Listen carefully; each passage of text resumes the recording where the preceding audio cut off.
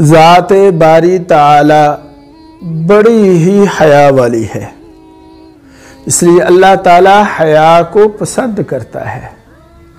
حیادار شخص اللہ کا محبوب ہوتا ہے، اور اللہ تعالی سے بھی حیا کرنی چاہیے۔ ترمذی شریف کی روایت ہے، حضرت عبداللہ ابن مسعود رضی اللہ تعالی عنہ راوی ہیں، فرماتے ہیں کہ سرکار دو عالم صلی اللہ علیہ وسلم نے ارشاد فرمایا کہ اللہ سے ویسی حیا کرو جیسا حق ہے اس کی حیا کرنے کا۔ صحابہ کہتے ہیں کہ ہم نے عرض کیا کہ یا رسول اللہ، ہم اللہ کی حیا کرتے ہیں اور اس پر اللہ کا شکر بھی ادا کرتے ہیں۔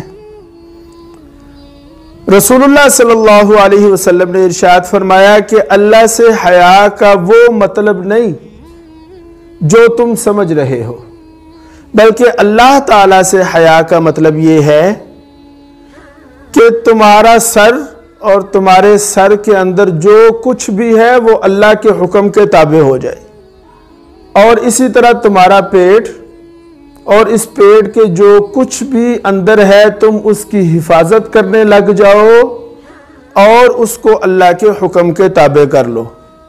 اور فرمایا کہ موت اور ہڈیوں کے گل سڑ جانے کو یاد رکھو، دنیا سے بے رغبتی کرو، دنیا کی زیب و زینت سے کنارہ کر لو اور آخرت کی فکر کرو۔ فرمایا جس نے ایسی حیا کی اس نے اللہ کی حیا کرنے کا حق ادا کیا ہے۔